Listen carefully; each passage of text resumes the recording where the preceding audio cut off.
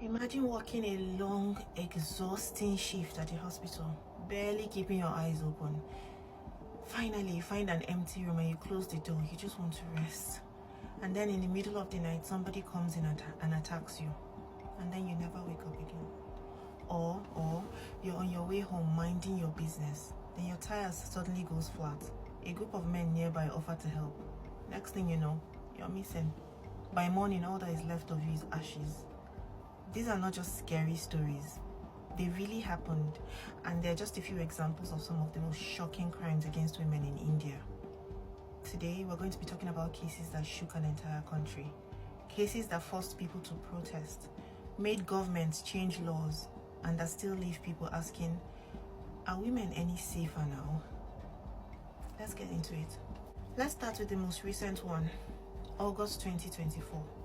A 31-year-old female doctor, just doing her job at RG Kar Medical College in Kolkata, India. She was found dead inside a seminar room. She had just finished a 36-hour shift. 36 hours. She was exhausted. All she wanted to do was rest. But instead, a man named Sanjay Roy, a civic police volunteer, somebody who was actually supposed to be helping maintain security in the hospital, saw her alone and he took advantage of the situation. He raped and murdered her. When her colleagues couldn't find her, they went looking. Yeah, she would be resting somewhere in one of these rooms, and then they went looking and then they discovered her body in the seminar hall. News spread like wildfire and the entire medical community erupted in protest. Doctors across India went on strike, demanding safer working conditions. You can't blame them. Sanjay Roy was arrested almost immediately, and by January 2025, he was convicted and sentenced to life in prison. But the bigger question remained, how? How was he able to attack? Was there nobody around? How do women still not feel safe, even in a hospital? Now, let's go back to 2019. A young veterinary doctor, just 26 years old. She was on her way home when she discovered that she had a flat tire near a toll plaza in Hyderabad. It was night time, and four men, 2 lorry drivers and their assistants, pretended to be good Samaritans offering help. But that was a lie. She accepted their help, and she had no idea that these men had actually punctured her tire. They had punctured her tire on purpose. It was all planned. They kidnapped her, took her to a remote area, and they brutally raped her. After that, they smothered her to death, drove her body 27 kilometers away, and they set it on fire under a bridge. Next morning, her charred remains were found. The entire country was furious. Just a few days later, while in police custody, all 4 suspects were taken to the crime scene for reconstruction. According to police, while at the scene trying to reconstruct the crime, they tried to escape, so they shot them dead. All of them, right there on the spot. Now people are divided. Some saw it as swift justice, yes, good riddance to bad rubbish. Others saw it as extrajudicial killing. Whatever it was, it showed how broken the system really was. Next, we have the case of an 8-year-old girl named Asifa Banu. In January 2018, Asifa was playing near her home in Katwa, a small town in Jammu and Kashmir, when she was kidnapped. She was taken to a temple and she was drugged. Over the next few days, she was repeatedly raped by multiple men. When they were done with her, they strangled her and then they crushed her head with a rock. Now, I'm hoping we all have the same question. Why? Well, it was because these men wanted to send a message. Asifa belonged to a Muslim nomadic tribe called the Bakawals. The men who attacked her were from the Hindu community, and they wanted to scare the Bakawals into leaving the area. That was why they killed Asifa.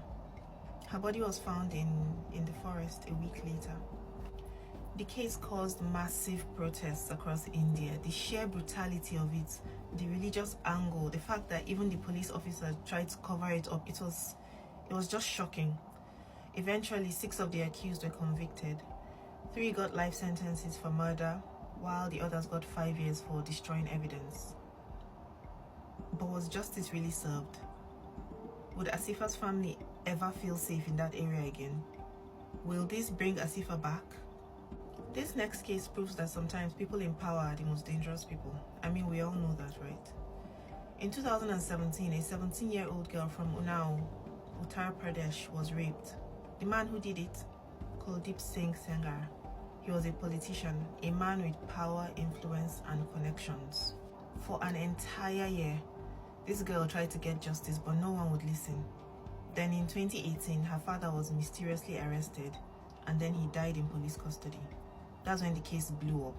The whole of India was up in arms. People started asking questions.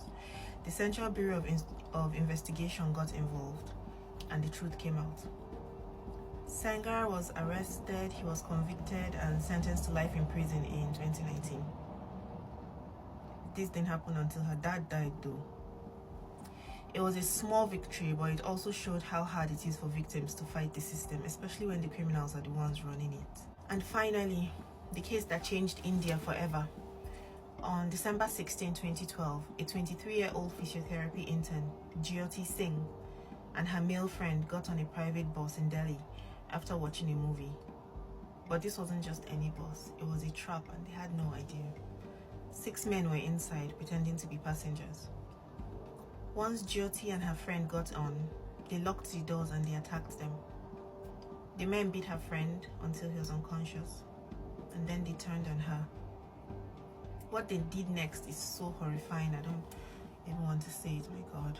They gang raped her, they beat her, and then they took a rusted iron rod and used it to tear through her body. After they were done, they threw her and her friend off the moving bus like garbage. And by some miracle, she survived for 13 days. She was flown to a hospital in Singapore, but her injuries they were too severe, it was too bad.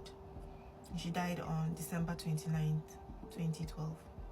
The whole country erupted, protests flooded the streets, people demanded change, and finally, something happened.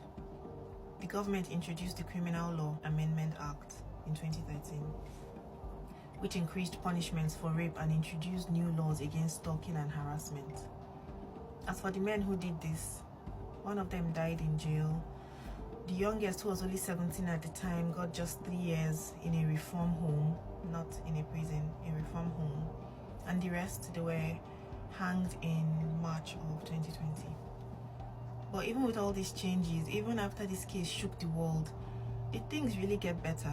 Laws can change, protests can happen, people can go to jail. But if women still don't feel safe walking home at night, what has really changed? Every case causes outrage, but it doesn't cause change. From Nirbhaya to the Kolkata doctor, this case is proof that we still have a long way to go. Outrage is not enough. That's it for today's episode of True Crime with Rennie. Stay safe, and I'll see you in the next one.